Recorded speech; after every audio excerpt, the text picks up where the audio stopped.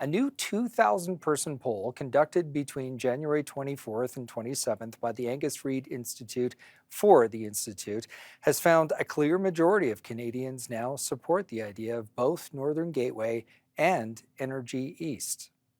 So the public seems to support these projects. Political support is growing, but will pipeline companies get behind new builds?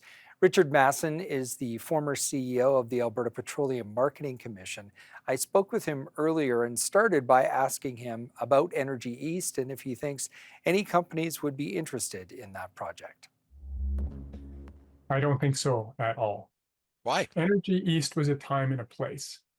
It was TC, which was a big company, who had proposed Keystone XL, and Keystone XL got canceled. And they had worked with many oil producers at a time when many of them had a lot of growth. They were growing by 50,000 barrels a day project, 180,000 barrel a day, like a Fort Hills mine. They could sign up for 100,000 barrels a day of capacity for 20 years and know that they would fill it up. And Energy East was 2/3 of the distance going to be a converted natural gas pipeline. And then you only had to do the part through Quebec to get to New Brunswick. Yeah. And so it was a whole bunch of factors that made that viable. There was a lot of growth in production, a lot of producers who were confident that that was going to continue, repurposing a gas pipeline and a relatively short distance. None of those things are in place anymore. And we've seen the problems of trying to get through Quebec. It was super difficult. And so it just isn't. And plus TC hived off that company into South Bow, which is a much smaller and less financially strong company. Let's talk about Northern Gateway then, because that's one that is also gathering some interest, including from Alberta's premier.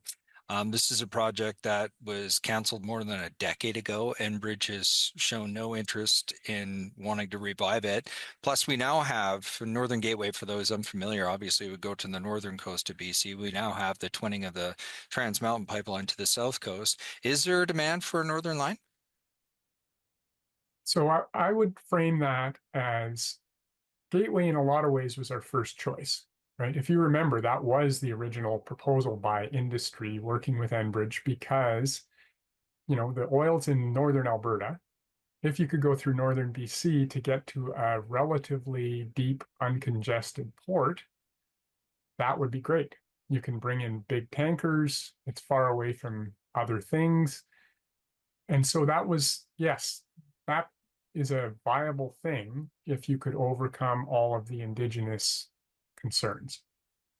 But I put it in the context of Coastal GasLink, where TC, who's a super knowledgeable company, ended up at over 2 times the original budget with many years of delays and a number of Indigenous groups never signing on to it, causing all kinds of consternation along the way.